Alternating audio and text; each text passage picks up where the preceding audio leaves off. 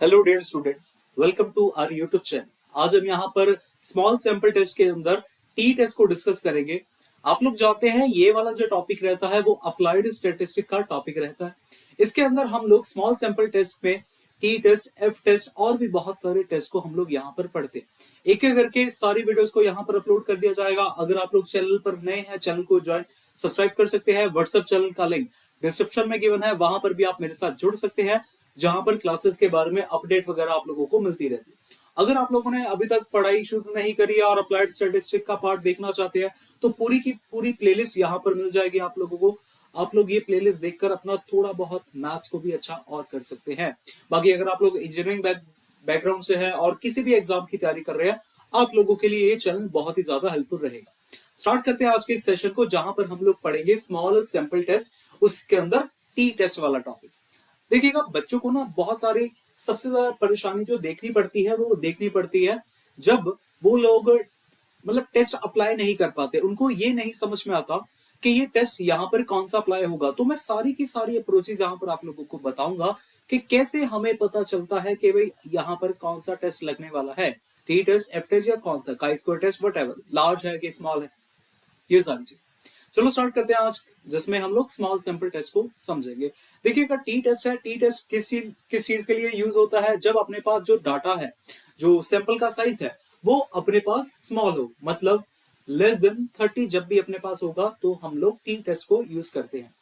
एक और चीज मैं आप लोगों को बता दूं, अगर आप लोगों ने अभी तक हाइपोथेसिस थ्योरी के बारे में आप लोग नहीं जानते तो उसका भी लिंक डिस्क्रिप्शन में पड़ा हुआ है, आप लोग वो भी देख सकते हैं, जिससे आप लोगों को हाइपोथेसिस थ्योरी के बारे में जानकारी मिलती है। वो वाला जो टॉपिक रहता है वो थ्योरेटिकल पॉइंट ऑफ व्यू से बहुत ही इंपॉर्टेंट टॉपिक है, जिसके अंदर हम लोग क्रिटिकल वैल्यू के बारे में जानते हैं। ठीक है, अब आगे स्टार्ट करते हैं भाई टी टेस्ट को। भाई टी टेस्ट कहाँ पे शुरू होता है? टी टेस्ट जब आप लोगों के पास सैंपल जो है उसका साइज लेस देन 30 होगा तो आप लोग टी टेस्ट लगा सकते हैं। अब ये एफ टेस्ट के लिए भी होता है, उसके एक और टेस्ट जो होता है उसके लिए भी होता है, जिसको हम लोग काई स्क्वायर टेस्ट कहते हैं। ये स्मॉल सैंपल के अंदर मैं कह रहा हूं। अच्छा, उसके बाद जो एप्लीकेशंस है, ये एप्लीकेशंस बहुत ज्यादा जरूरी है। यही एप्लीकेशंस हमें बताती है कि कैसे आप लोग क्या अप्रोच लगाकर के भाई क्या सम है, कौन सा सम है, तभी आप लोग ये एप्लीकेशन जानते हैं, एप्लीकेशन पढ़ेंगे तभी आप लोगों को ये पता चल पाएगा कि ये टी टेस्ट का है कि। हम यहाँ पर सिर्फ और सिर्फ दो एप्लीकेशंस के बारे में समझेंगे, तीसरी और चौथा हमारे सिलेबस का पार्ट नहीं है अभी, तो मैं उसको बाद में कभी ना कभी करवा दूंगा। लेकिन आज की इस क्लास में हम लोग पहली ये जरूर पढ़ के जाएंगे। ठीक है, तो देखिएगा एप्लीकेशन है क्या यहाँ पर। To test if the sample mean x bar differ significantly from the hypothetical value of the population mean mu. मतलब क्या है? देखिएगा, आप लोगों के पास एक पॉपुलेशन गिवन होगा, जैसे मैं इस तरीके से बना लेता हूं। ये अपने पास पॉपुलेशन है और इस पॉपुलेशन का कुछ ना कुछ मीन आ रहा होगा, कुछ ना कुछ इसका एवरेज होगा। ठीक है ना? अब मान लीजिए मैंने यहां से कुछ सैंपल उठाया, शायद मैंने बाहर से उठाया होगा सैंपल। मान लो ये x, इसका बार x1 बार है, ये x2 बार है। अब मुझे ये चेक करना है कि क्या मेरा x1 बार जो मैंने यहां से ये जो सैंपल लिया था, ये वाला जो सैंपल है, क्या ये सैंपल जिसका जो मीन x1 बार है, क्या ये सैंपल इसी पॉपुलेशन का पार्ट है या नहीं, क्या ये सैंपल इस पॉपुलेशन का पार्ट है या नहीं। तब हम लोग यहाँ पर टी टेस्ट लगाते हैं। समझ में आनी चाहिए बात। कब लगाया जाता है? जब हमें ये चीज चेक करनी है कि हमारे पास जो सैंपल का मीन दिया गया है, क्या वो पॉपुलेशन के मीन उसी में से है या नहीं, पॉपुलेशन उसी का है कि नहीं, तब हम टी टेस्ट लगाएंगे। ठीक है, सम के साथ समझते हैं कि भाई सम क्या रहता है और क्या अप्रोच रहती है यहाँ पर इसको सॉल्व करने के लिए। जैसे अच्छा, एक और चीज, डिग्री ऑफ फ्रीडम। ये बड़ा एक खास चीज है डिग्री ऑफ फ्रीडम, क्योंकि इसी टेबल को देखते हुए, डिग्री ऑफ फ्रीडम की वैल्यू ही देखते हुए हम लोग टी टेबल में से वैल्यूज निकालते हैं और उसके अकॉर्डिंग अपना आंसर, अपना हाइपोथेसिस एक्सेप्ट करते हैं या रिजेक्ट करते हैं। ठीक है, तो ये याद रखिएगा, जब हम लोग डिग्री ऑफ फ्रीडम की बात कर रहे हैं उस केस में अपने पास यहां पर डिग्री ऑफ फ्रीडम n-1 रहने वाला है। और यहां पर n क्या होता है? n अपने पास नंबर ऑफ द ऑब्जर्वेशंस होता है, number of the sample size होता है। ठीक, दो चीजें हैं। क्या क्या पढ़ा? T test for the difference of the mean, ठीक है, और फिर हमने पढ़ा डिग्री ऑफ द फ्रीडम, जिसमें हम लोग n-1 को पढ़ रहे हैं। इसके बाद नेक्स्ट देखते हैं कि भाई क्या किस तरीके से हम लोग लिखते हैं। देखिएगा, t test as a test of significance of the single mean, जो हमारी आज की पहली एप्लीकेशन है। यहां पर क्या होगा भाई, हम लोग सबसे पहले हाइपोथेसिस को डिफाइन करेंगे। कोई भी सम आ जाए यहाँ पर, हमें हाइपोथेसिस को डिफाइन करना ही करना है। अब यहाँ पर हाइपोथेसिस डिफाइन कैसे होता है, देखिएगा, जब नल हाइपोथेसिस की बात हो रही है, नल हाइपोथेसिस हमेशा ये मानकर चला जाता है कि भाई जो हमारा जो सैंपल साइज था वो पॉपुलेशन के सैंपल साइज का जो मीन था वो पॉपुलेशन के मीन के बराबर है, इसलिए यहां पर लिखा है population mean is equal to the mean. ये हमारा हमेशा नल हाइपोथेसिस होगा ही होगा। उसके बाद ऑल्टरनेटिव हाइपोथेसिस क्या होता है, जिसमें हम लोग उसके ऑपोजिट चीजें सोचते हैं। तो ऑपोजिट में हम ये सोच सकते हैं कि भाई उसके बराबर नहीं है, या फिर उसके ग्रेटर देन है, या फिर उसके लेस देन। जब आप लोग is equal to not equal to zero करते हैं, जैसे पहले केस में यहां पर करा हुआ है नॉट इक्वल टू जीरो, तो इस चीज के लिए हम लोग कहते हैं टू टेल टेस्ट। और जब आप लोगों के पास ग्रेटर देन और लेस देन आ जाता है, उस केस को हम लोग कहते हैं right tail left tail test. ये डिपेंड करता है कि वहां पर आपके पास mu greater than population mean जो है वो ग्रेटर देन म्यू है, या पॉपुलेशन मीन जो है वो लेस देन म्यू है। ठीक है, ये मतलब स्टार्टिंग का काम है, ये हमेशा हमें करना ही करना है, हर एक स्टेप में करना है। उसके बाद फॉर्मूला क्या है, फॉर्मूला देखिएगा, यहां पर टेस्ट स्टैटिस्टिक के लिए अपने पास ये फॉर्मूला रहता है, आप लोग इसको जरूर नोट करिएगा जी। T is equal to x bar minus mu upon capital S by root N. जो मैंने इस तरीके से लिखा है वो अपना कैपिटल एस है, और जो मैंने इस तरीके से लिखा है वो अपना स्मॉल एस होगा। ठीक है, दोनों में फर्क है, क्योंकि दोनों के टाइम पे हम लोग n-1 अलग अलग यूज करते हैं। तो आप लोग ये इनमें से किसी भी मतलब इसको भी यूज कर सकते हैं, आप लोग इसको भी यूज कर सकते हैं। ठीक है, ये दोनों एक ही बात है, आगे चल के आप लोगों को थोड़ा सा पता चल जाएगा, क्योंकि बाद में ना मैंने यहाँ पर एस और एस में भी रिलेशन लिखा हुआ है, ये देखिएगा, क्योंकि कैपिटल एस और स्मॉल एस में भी रिलेशन होता है, आप लोग इसको भी नोट कर सकते हैं। यहाँ पर जो कैपिटल एस होता है इसको हम लोग कहते हैं स्टैंडर्ड डेविएशन, और स्टैंडर्ड डेविएशन के लिए ये फॉर्मूला रहेगा अंडर रूट समीशन एक्स आई minus x bar whole square upon N minus one. X bar आप लोग जानते हैं, छोटे होते से आप लोग एक्स बार निकालते आए हैं, मीन जिसको हम लोग बोलते थे, और इसका फॉर्मूला रहता था समीशन एक्स बाय एन। और स्मॉल एस, उसमें क्या चेंजेस हो रहा है वो भी स्टैंडर्ड डेविएशन ही, लेकिन नीचे इस केस में जब कैपिटल एस आता है उस केस में आप लोग n-1 लिख रहे हैं, लेकिन जब आप लोगों के पास स्मॉल एस आ रहा है उस केस में आप लोग अकेला n लिख रहे हैं। ठीक है, तो ये सारा का सारा ये रहेगा अपने पास मेन कंसेप्ट, जिसको हम लोग लगाएंगे अपने फॉर्मूला के अपने टेस्ट के अंदर, जिससे हम लोग अपनी कंक्लूजन को लिखेंगे।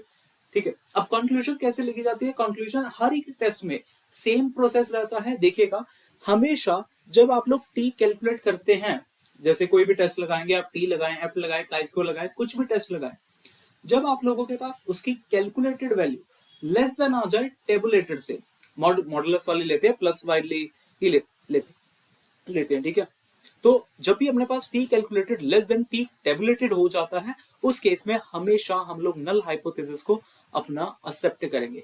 आप लोग सिर्फ इतना ही याद रखिएगा, कंफ्यूज मत होइएगा। कैलकुलेटेड वैल्यू अगर लेस देन है टेबुलेटेड से, हमेशा अपना नल हाइपोथेसिस एक्सेप्ट होगा। क्लियर, ये बात है, ये इतना सा था। अब हम लोग चलते हैं अपने एग्जांपल की तरफ और समझते हैं कि भाई क्या अप्रोच रहनी चाहिए अपने इन क्वेश्चंस को सॉल्व करने के लिए। यहाँ पर मैंने कुछ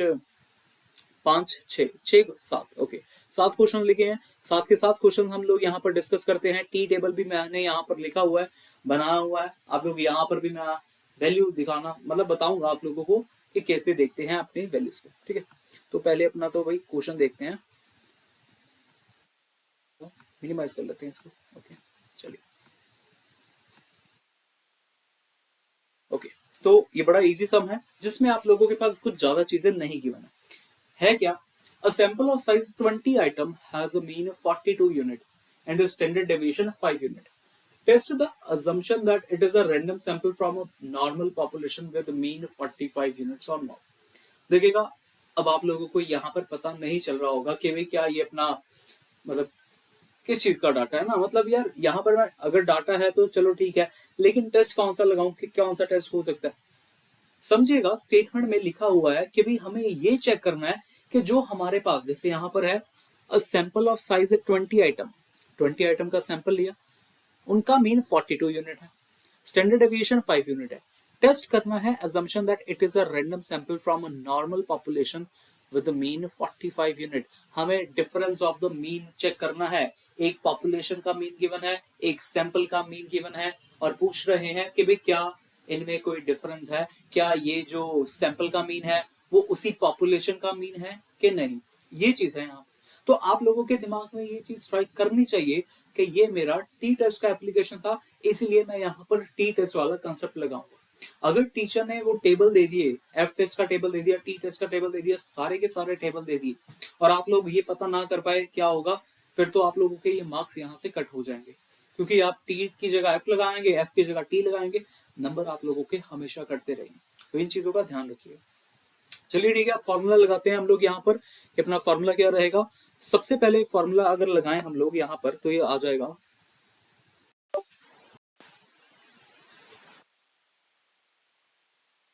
हाँ देखिएगा, टी टेस्ट के लिए फॉर्मूला था x bar minus mu upon capital S. मैं यहाँ पर कैपिटल एस वाला फॉर्मूला लगाऊंगा, और अपॉन में आ गया रूट एन, क्योंकि फॉर्मूला यही था यार, रूट एन आता है, जब स्मॉल एस आता है तब n माइनस वन आता है। और सेम केस यहाँ पर तो है ये s upon capital S upon root n, small s upon root n minus one, लेकिन स्टैंडर्ड डेविएशन के केस में अलग होता है। देख लो, स्टैंडर्ड डेविएशन में यहाँ पर n माइनस वन आता है, यहाँ पर n आता है। थोड़ा सा हो जाएगा अगले क्वेश्चन तक आप लोगों को याद। यहाँ पर सॉल्व करते हैं। अगर मैं x बार की बात करूं, x बार क्या होता है, म्यू क्या होता है, देखिएगा जो म्यू रहता है वो रहता है अपने पास पॉपुलेशन का मीन, पॉपुलेशन मीन, और जो x बार रहेगा वो अपने पास रहेगा सैंपल का मीन, सैंपल मीन। ठीक है, ये सैंपल का मीन आ गया। ओके, यहाँ पर स्टैंडर्ड डेविएशन भी गिवन है, बस ठीक है, फिर तो हमें जस्ट अपनी वैल्यूज को यहाँ पर रखना है। अगर मैं यहाँ पर वैल्यूज रखूं, मैंने एक और चीज बताया था आप लोगों को कि भाई नल हाइपोथेसिस डिफाइन करना मत भूलना, सबसे पहला काम ही यही करना है यार, सबसे पहले हमेशा यही करना, एस नॉट डिफाइन जरूर करना, उसके बाद टी टेस्ट वगैरह लिख लेना, बट इसको लिखते हैं हम लोग।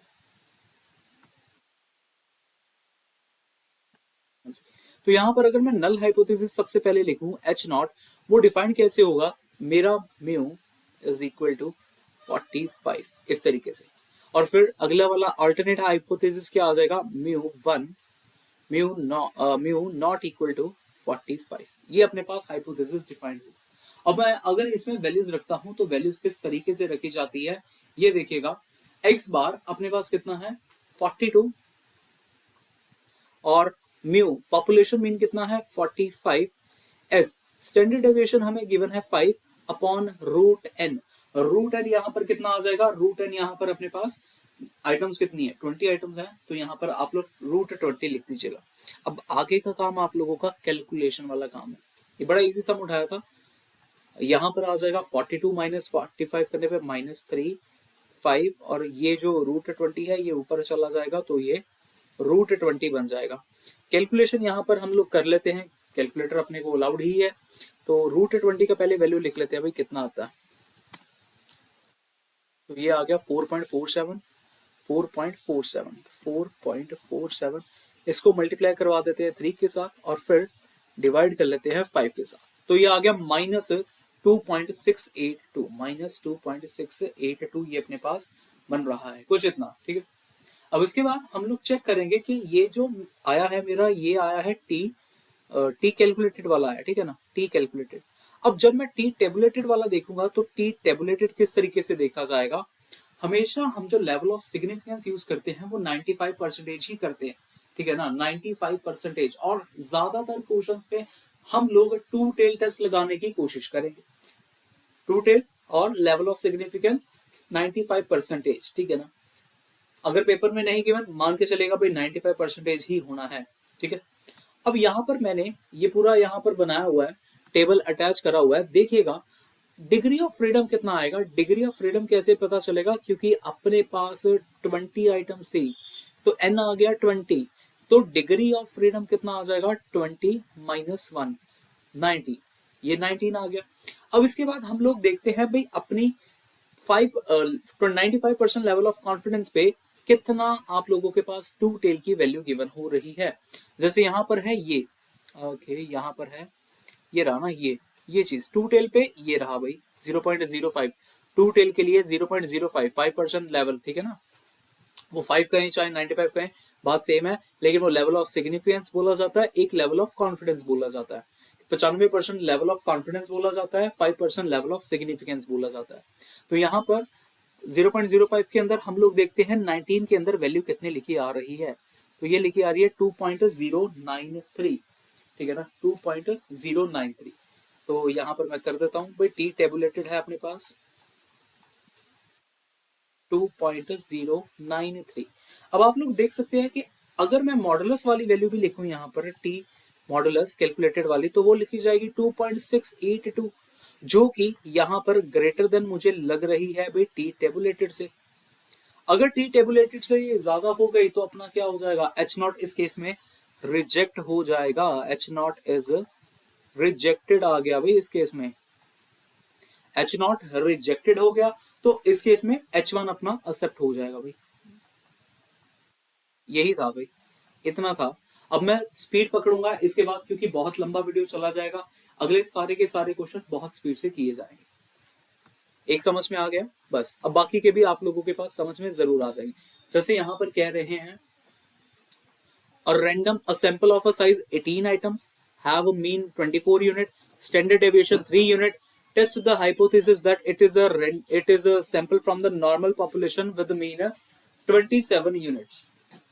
तो अगर 27 यूनिट्स है भाई, हम लोग नल हाइपोथेसिस को डिफाइन कर लेते हैं।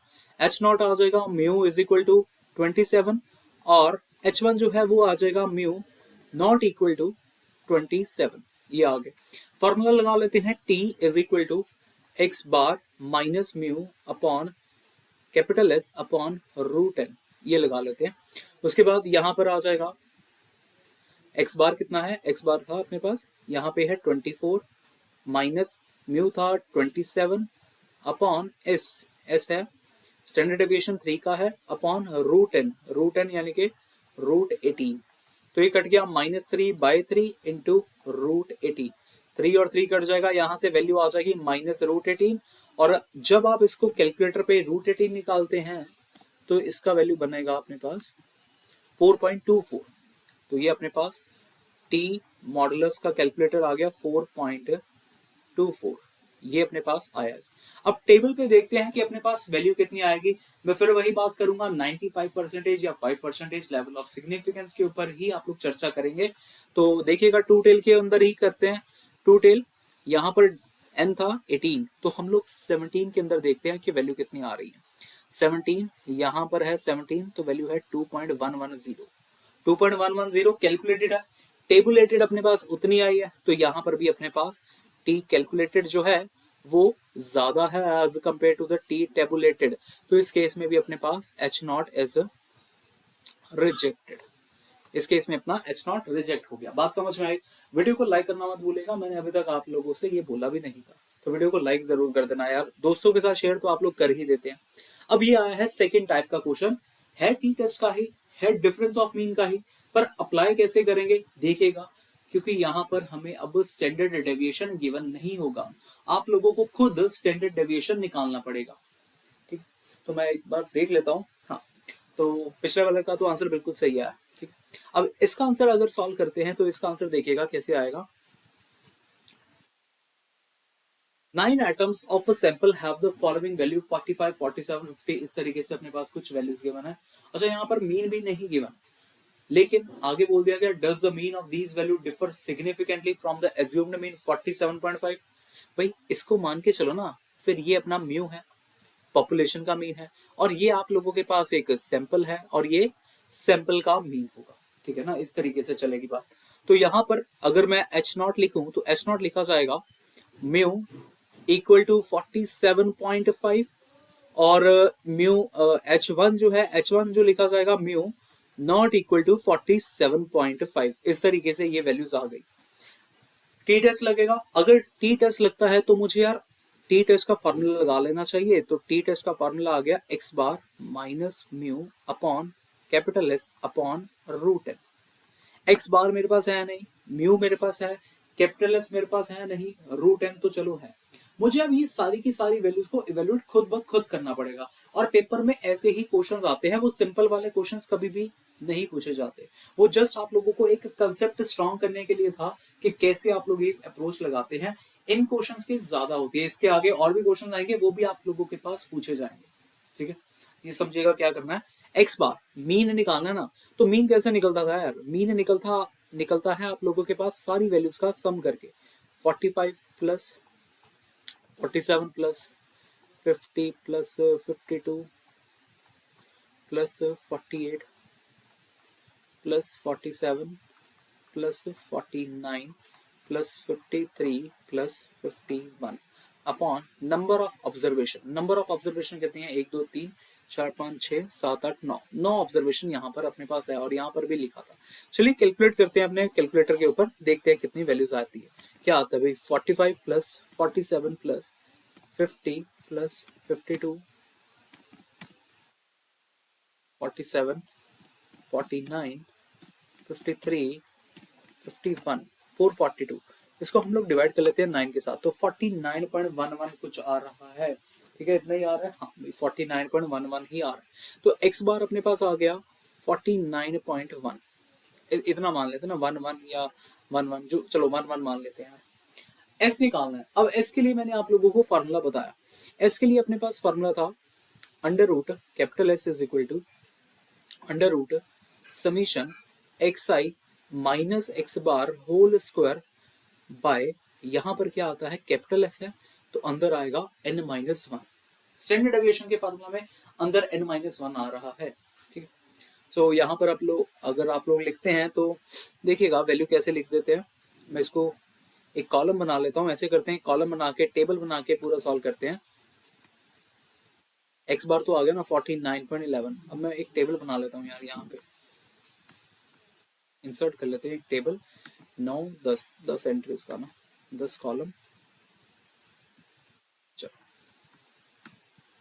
यहाँ पे, हाँ जी, तो एक कॉलम के अंदर हम लोग लिख लेते हैं अपना x, एक के अंदर लिख लेते हैं हम लोग एक्स आई माइनस एक्स बार, एक के अंदर हम लोग लिख लेते हैं एक्स आई minus x bar whole square, ये लिख लेते हैं भाई, इससे आप लोगों को आसानी होगा थोड़ा सा। तो यहाँ पर x के लिए आ गया 45 47 50 52 48, फिर है 47, बाकी कहाँ गए, कॉलम कम हो गया क्या, 47, और उसके बाद आ रहा है 49 53 और फिर 51। इस तरीके से ये वैल्यूज मैंने लिख दी हैं। अब उसके बाद एक्स आई माइनस एक्स बार, एक्स आई माइनस एक्स बार का मतलब यहाँ पे रहता है कि भाई यार आप लोगों के पास ये जो एक्स वाली एंट्रीज है उसमें से आप लोगों को मीन को माइनस करते जाएं। अब ये सारा का सारा कैलकुलेटिव पार्ट है, तो मैं कैलकुलेटर की हेल्प से ही इनको सॉल्व करूंगा जी। देखिएगा 45 माइनस 49.1, मैंने 1 1 लिया तो मैं 1 1 ले लेता हूँ, या फिर यहाँ पर इतना ही कर देते हैं, 1 ही कर देते हैं। ठीक है, तो कितना आया था, 45 माइनस 49.1 या माइनस 4.1, उसके बाद 47, तो यहाँ पे आ जाएगा माइनस 2.1, अगला 50 वाला है तो 50 माइनस 49.1 करेंगे तो वो आ जाएगा 0.9, 50 माइनस 49.1 तो 0.9 आ गया। उसके बाद 52 वाले के केस में ये सारी की सारी वैल्यूज मुझे कैलकुलेटर के ऊपर चाहिए। 52 माइनस 49.1 2.9, उसके बाद 48 माइनस 49.1 1.1 माइनस 1.1, उसके बाद आ जाएगा माइनस 2.1, उसके बाद आ जाएगा 49.1 यहाँ पे 0.1, 53 के लिए आ जाएगा यहाँ पे 53 माइनस 49.1 3.9, और देन 51 के लिए यहाँ पर आ जाएगा 51 के लिए आ जाएगा भाई 1.9 कर लेते हैं 1.9। अब हमें इनका करना है स्क्वायर, यहाँ पर अगर आप लोग इनका स्क्वायर करते हैं तो ये आ जाएगा 4.1 इंटू 4.1 16.81, अगला 2.1 है तो ये आ जाएगा 4.41, 0.9 है तो 0.81, 2.9 है तो ये आ जाएगा 8 नहीं 8.61, हाँ 8.61, 1.1 के लिए माइनस 1.21, माइनस 2.1 के लिए माइनस 4.41, 0.1 के लिए माइनस 0.01, 3.9 इसका कर लेते हैं 3.9 इंटू 3.9 तो आ जाएगा 15.21, देन 1.9 का ये आ जाएगा 1.9, 361, हाँ 361, तो ये 3.61। इस तरीके से ये अपने पास वैल्यूज आ जाएंगी। इनके बाद हमें इनको ऐड करना है जी। इनके बाद अगर आप लोग इनको ऐड करते हैं, मैं डायरेक्ट अब ऐड कर देता हूँ और यहाँ पर आप लोगों को बता देता हूँ कि भाई कितना आंसर यहाँ पे बन रहा है। ये बनेगा 54.89। ये आ गया पूरा सॉल्व करने के बाद स्क्वायर को, ये आ गया 54.89। नीचे आ रहा है n-1, तो ये बन जाएगा 8, ठीक है ना, 8 आ गया। टोटल टर्म्स 9 थी, और अगर मैं इसके बाद इनको सॉल्व करूं तो ये मिल जाएगा 54.89 डिवाइडेड बाय 8। और अगर आप लोग इसका भी रूट ले लेते हैं 6.86 का, तो 6.86 का रूट, 6.86 का रूट, तो ये आ गया 2.61, 2.619। ये रहा आप लोगों के पास टी कैलकुलेटेड वाला। तो होप कि आप लोगों को एटलीस्ट ये समझ में आया होगा कि एक्स बार कैसे निकालना है और एस डी कैसे निकालना है यहाँ पे। अब अगर ये चीज मिल चुकी है, रखते हैं अपने पास और देखते हैं भाई अपने पास वैल्यू क्या आ रही है भाई बाकी की। एक्स बार तो आया था भाई 49.1, म्यू आया था 47.5, ये अपने पास आ गया है कैलकुलेट करने पे 2.619, और रूट एन तो अपने पास है √9। आगे इसको और थोड़ा सिंप्लीफाई यहाँ पे कर लेते हैं। 49.1 माइनस 47.5, 1.6, हाँ पॉजिटिव 1.6, और यहाँ पर इंटू कर देंगे 3, क्योंकि ये √9 3 बन जाएगा और वो ऊपर चला जाएगा, और अपॉन में आ जाएगा भाई 2.619। इसको कैलकुलेट करते हैं, फाइनल मिल गया 1.6 इंटू 3 डिवाइडेड बाय 2.619, 1.832, 1.832। ये आ रहा है जी अपने पास टी कैलकुलेटेड वाला, ये कैलकुलेटेड है जी। अब टेबुलेटेड देखना है, तो टेबुलेटेड कैसे देखेंगे हम लोग भाई, लेवल ऑफ कॉन्फिडेंस जो ले रहे हैं वो 95% ही ले रहे हैं। आप लोगों के पास 9 एटम है, तो डिग्री ऑफ फ्रीडम इस केस में n-1 यानी कि 8 हो जाएगा डिग्री ऑफ फ्रीडम। तो अब हम देखते हैं भाई 8 के केस में कितना यहाँ पर आ रहा है। तो 8 के केस में यहाँ पर मिलेगा, ये देखिएगा जी, यहाँ पर है 8, ये रहा 2.306, यस 2.306 आ रहा है। तो अगर यहाँ पर 2.306 आ रही है टेबुलेटेड वैल्यू 2.306, और हमारी कैलकुलेटेड वैल्यू जो थी वो लेस है टेबुलेटेड से, तो इस केस में आप लोग अपना नल हाइपोथेसिस को एक्सेप्ट कर लेंगे, एज यहाँ पर लिख के आएंगे भाई as t calculated is less than T tabulated, so null hypothesis is accepted. इस क्वेश्चन में अपने पास एक्सेप्टेड हो गया है, और H1 जो रहेगा वो रिजेक्टेड हो जाएगा। समझ में आ कैसे करते हैं? हाँ, एक और क्वेश्चन करते हैं। मैं चाहता हूं कि एक और सम आप लोग समझे, जिससे आप लोगों का पूरा इसका कंसेप्ट है जो क्लियर हो जाए। ये वाला करें, ये वाला तो आप लोग कर लेंगे, मैं ऐसा ही एक और सम लेता हूं। पर यहाँ पर ये चीज है, यहाँ पर ये जितने भी सम्स हैं आगे वाले, ये सारे के सारे वन टेल टेस्ट में हैं आप लोगों के पास। मैं चाहता हूँ कि आप लोग ज्यादा से ज्यादा अगर प्रैक्टिस कर रहे हैं ना, तो टू टेल के लिए ज्यादा प्रैक्टिस करें। मैं एक बार इस सम को देख लूं कि भाई क्या ये सम है, टू टेल वाला है कि नहीं। अच्छा, अगर आप लोगों के मन में ये चीज आती है कि टू टेल कैसे पता चलता है सर, वन टेल कैसे पता चलता है, देखिएगा यहाँ पर पहले 3 क्वेश्चन जो हमने करे उसमें सिर्फ और सिर्फ ये पूछ रहे थे कि क्या क्या वो कोई डिफरेंस है, क्या कोई डिफरेंस मीन में है, ये पूछ रहे हैं सिंपल। लेकिन जो मैंने ये अभी क्वेश्चन जो एक रीड करा वहां पर कह रहे थे, देखिएगा last 5 year had the normal, it can be concluded that the average rainfall during the last 5 year is less than। यहाँ पर एक कंडीशन आ रही है लेस देन, भाई क्या एवरेज रेनफॉल उससे कम हुई है, ठीक है ना, इस डाटा के अकॉर्डिंग क्या उससे कम हुई है, कम होगी ना, वेरिएशन यहां से ही पता चल गया। नॉट इक्वल टू नहीं पूछा था, लेस देन पूछे, जब लेस देन पूछे या मोर देन जब पूछते हैं तो वो आप लोगों के पास वन टेल टेस्ट के अंदर आता है। अगर आप लोग कहें तो मैं इसको भी सेम तरीके से सॉल्व कर देता हूँ, कोई प्रॉब्लम नहीं है। सिर्फ हमें नल हाइपोथेसिस की तरफ ध्यान देना है कि हम नल हाइपोथेसिस कैसे लिखते हैं, और दूसरी चीज यहाँ पर हमें ध्यान देना पड़ता है अपने वन टेल टेबल के ऊपर, क्योंकि इस बार हम लोग टू टेल टेबल के ऊपर वैल्यू नहीं देखेंगे। चलो मैं एक सम ये करके बताता हूँ आप लोगों को। जैसे यहाँ पर कह रहे हैं annual rainfall at a certain place is normally distributed with the mean 45 centimetre. ठीक है, तो ये क्या होगा, स्टेटमेंट पढ़ के समझ आ रहा होगा भाई, ये म्यू होगा। The rainfall for the last 5 years are this. ठीक है भाई, रेनफॉल अपने पास है, तो मैं यहाँ पर कॉलम बना लेता हूँ पहले ही। एक्स अपने पास आ गया, ये आ जाएगा 48, यहाँ मिल गया 42, यहाँ 140, यहाँ पर 44 और यहाँ पर मिल गया 43। मैं एक बार चेक कर लूँ कि क्या यहाँ पर 140 है कि नहीं, क्योंकि अगर 140 ना हुआ तो अपना प्रॉब्लम हो जाएगा सब में। हाँ 40 है भाई, 40, 140 नहीं है। ठीक है, 40 है, तो x आ गया। आप लोग अब इसके बाद निकालेंगे, कैलकुलेट करेंगे अपना मीन। ठीक है, मीन करते हैं एक्स बार।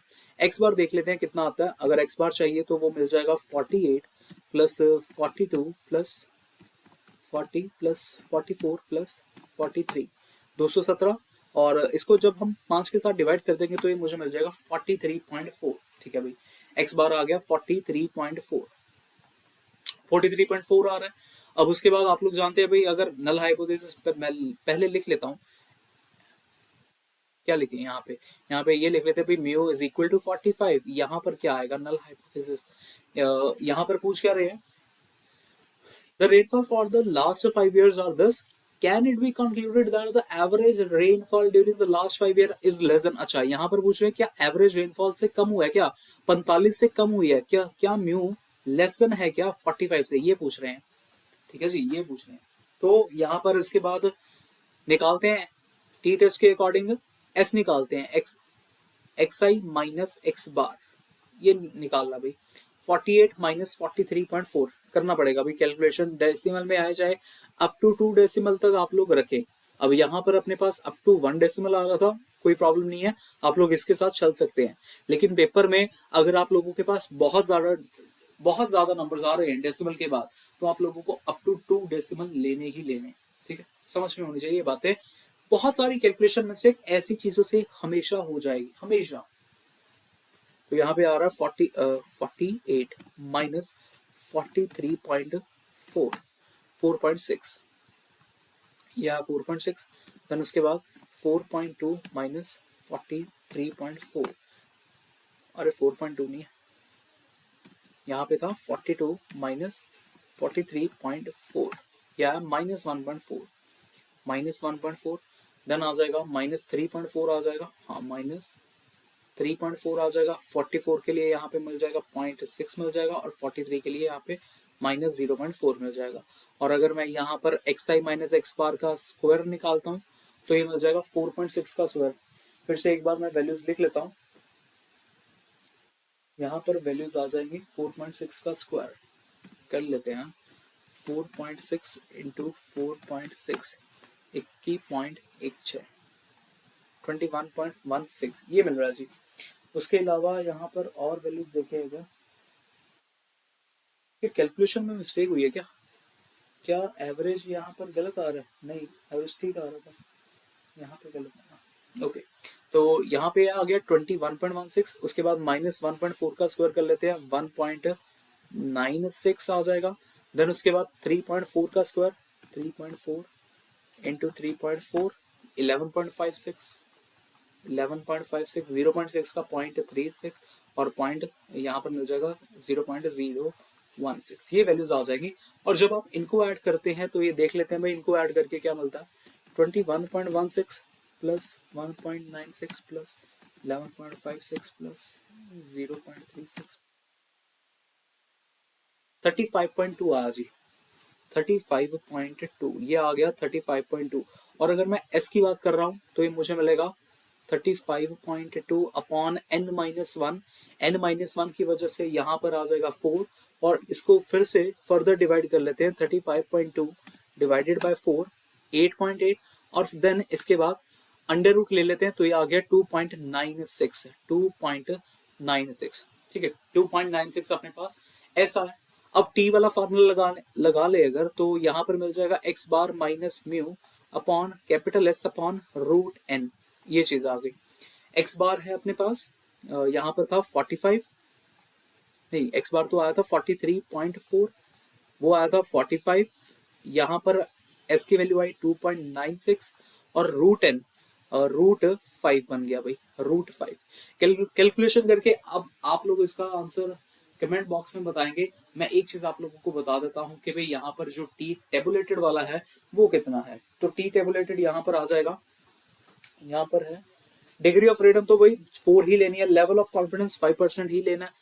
बट एक जो चीज है वो मैं आप लोगों को यहाँ पर बता देता हूँ, लेवल ऑफ सिग्निफिकेंस पे यहाँ पे वैल्यू कितनी है, 4 है। और कहाँ गया ये रहा, डिग्री ऑफ फ्रीडम 4 होगी, देखिएगा डिग्री ऑफ फ्रीडम 4। बट यहाँ पर कहाँ गया, ये रहा, डिग्री ऑफ फ्रीडम 4 रहेगी। और यहाँ पर वन टेल यूज कर रहे हैं, तो अगर आप लोग वन टेल यूज कर रहे हैं देन स्टिल यही वाली चीज आप लोग यहाँ पर लिखेंगे भाई 2.776, ये रहा आपका 2.776। इसी के अकॉर्डिंग आप लोग चेक करेंगे भाई, देखिएगा बताना कमेंट बॉक्स में, बताइएगा आप लोग इसका आंसर क्या आता है। आप लोग H0 को एक्सेप्ट करेंगे या फिर H0 को रिजेक्ट करेंगे, ठीक है जी। होप कि आप लोगों को भाई 4 सम करवाए हैं, 4 सम में से कोई ना कोई 2-3 सम तो समझ में आए ही आए होंगे। इस क्वेश्चन के ऊपर थोड़ा ज्यादा इंपॉर्टेंस मत रखिएगा, बहुत कम चांसेस है कि भाई अभी आप लोगों से ये क्वेश्चंस पूछे जाए।